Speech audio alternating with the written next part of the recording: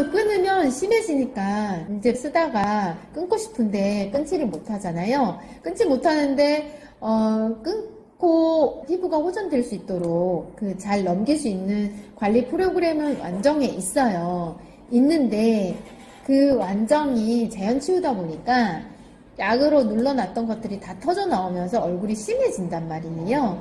그것만 엄마가 그 원리를 이해하시고 이거 해봐야 되겠다는 생각이 드신다면 관리를 하실 수가 있고, 관리를 하게 되면 유튜브에 관리하는 방법들이 다 있고요. 제가 관리 방법을 링크를 걸어드려요. 그래서 순서대로 잘 하시면 되는데 약만 바르던 때하고는 좀 달라요. 음식 관리, 나쁜 먹거리, 시중에 있는 과자나 아이스크림, 음료, 치킨, 피자 이런 거 있잖아요.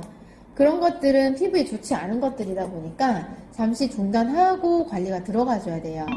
체계적으로 관리를 어떻게 해라라고 안내는 해드릴 수 있으나 그 자연치유는 좀 깐깐하거든요, 관리가. 다 하는데 이제 안 해봤잖아요, 얘가. 그게 문제인 거예요. 워낙에 어릴 때부터 뭐 아토피든 피부가 문제가 있어서 먹거리 관리도 좀 제한을 하고 이거 먹으면 안 돼 이렇게 설명이 좀 되어져 있는 아이들은 잘 따라주거든요. 근데 전혀 진짜 막 먹다가 갑자기 얼굴에 생겼다고 그런 거 못 먹게 하면 애도 멘붕이 오고요. 힘들어요, 과정이. 그런 게 문제예요. 설명해줘야죠. 이제 11살이면 어느 정도 좀 이해는 할 나이잖아요.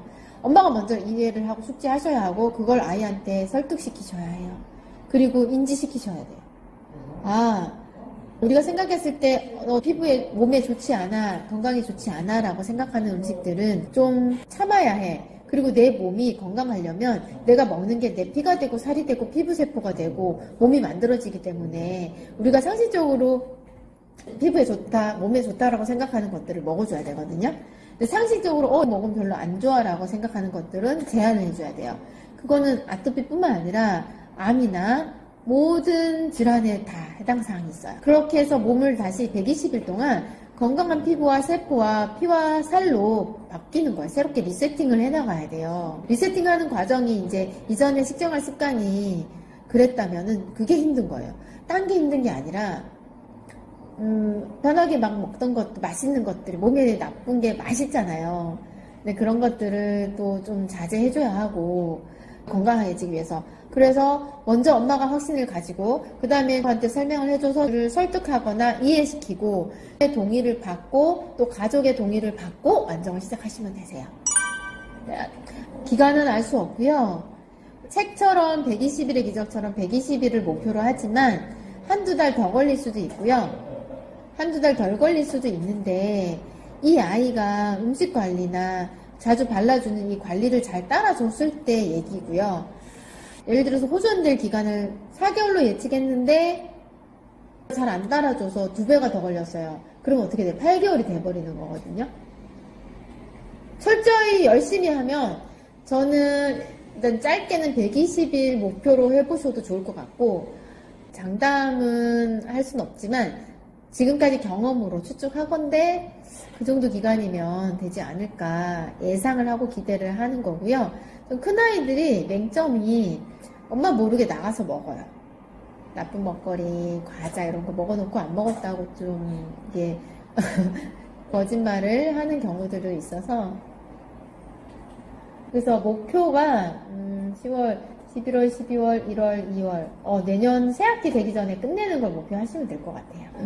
크면서 좋아지면 참 좋지만 그게 안 되는 경우가 약으로만 계속 썼을 때 또는 자연적인 관리를 좀 하지 않고 하여간 계속 그렇게 관리를 했을 때 자연적으로 좋아질 기회를 오히려 놓칠 수 있는 경우가 있어요. 그러니까 다들 약이 좋은 거 알지만 함부로 쓰지 못하는 게 있고, 우리 완전 관리를 결정한다 하더라도요, 병원 가셔서 선생님 소견은 한번 들어보고 오시는 것도 괜찮고, 또 간 김에 알레르기 검사 한번 해보세요. 혈액으로 하는 거. 큰아이니까 피 뽑는 게 크게 어렵진 않거든요. 근데 진먼지 찜질기 정도나 나오지 않을까 싶어요. 그래서 검사 한번 해보고, 검사에서 정상이어도 정상이라고 해서 알레르기 또는 아토피가 아닌 건 아니거든요. 이게 아까 제가 말씀드렸듯이 비염이 있기 때문에 피부에 나타나는 건 저는 아토피로 봐요. 예, 근데 이거는 처음에 땀띠, 습진, 지루성, 피부염, 모공 각화증 뭐 이렇게 여러 가지 진단을 하다가요. 결국 없어지지 않으면 나중엔 아토피 진단 받거든요. 그래서 진단명을 의미가 없어요. 현재 지금 나타나는 과정을 보면 딱히 뭐 다른 게 의심되거나 하는 게 없어요. 전 너무 많이 보잖아요. 다양하지만 증상이 똑같지는 않아요. 이제 저는 과거의 히스토리까지 쫙 이렇게 다 살펴보잖아요. 그러다 보니까 근본적인 원인은 하나에서 오는 거라는 거죠.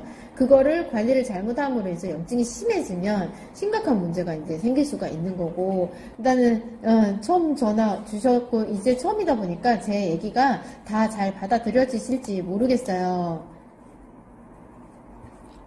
저희는 맨날 이제 이런 것만 보니까 중요한 거는 약을 끊고 심해지는 거 엄마가 잘 인지를 하시고 각오하시고 결정하셔야 되고, 아이가 지금 며칠 늦게 한다고 해서 크게 막 데미지를 입거나 하는 게 아니다 보니까 책을 하루 이틀이면 다 읽는데요. 그래서 책을 읽어보시기를 권장을 드리고요. 이제 애프터 비포 보시고 유튜브가 있어요. 그것도 한번 보시고 최종하기로 결정하시면 문자 주시면 될 것 같아요. 네. 이제 천천히 접근해요. 천천히 접근하고 괜찮으면은 이제 먹는데, 피부가 안 좋았던 이력이 있다 보니까 막 먹지는 마시고요. 진짜 이제 좀 관리를 좀 하다가 한 몇 년, 1년, 2년 지났을 때 애가 괜찮다 그러면은 먹이시면은 되는데, 그래도 항상 좀 조심은 해줘야 되는 거죠. 만약에 어떤 얼굴에 이제 또 막 올라온다 이러면, 이게 완정으로 잡아놨는데 올라오면은 원인이 있어요. 그냥 올라온 게 아니라 완전히 효과가 없다 이런 게 아니라 얘가 심해질 만한 원인이 있는데 그 원인을 찾지를 못하고 또 이게 완전히 안 듣네 이런 거라던가 재발했네 이렇게 생각해 버리시거든요. 그게 아니라 건강 궤도에 올려놨잖아요. 정상 궤도에 피부와 몸을. 그게 다시 무너지면 언제든지 또 생길 수 있어요. 암 환자들이 진단받고 좋게 치료해갖고 완치됐다가 다시 재발할 수 있잖아요. 관리 후 소홀하면 재발할 수 있는 거랑 똑같은 원리예요. 그래서 먹어보고 이 정도 먹었는데 괜찮으면 뭐 유지하셔도 돼요. 근데 혹시 막 좀 긁는다거나 피부가 좋지 않아 이러면 좀 제한을 해주셔야 하고, 조절이 충분히 가능하시고, 저는 심한 아이가 아니다 보니까 제 생각에는 여기에서 이제 또 2, 3년만 더 크면 저런 거 그냥 편하게 먹지 않을까라고 기대하는 게 있어요. 예. 좀 더 시간이 필요해요. 그러니까 완정으로 어느 정도 스테로이드 영향을 받았던 피부가 다 벗겨지고요. 새살이 올라와야 되거든요. 탈수를 하고 건강한 세포로 바꿔놓은 상태에서는 크면 클수록 더 유리해져요. 크면서 없어졌어요가 더 강하게 나타나는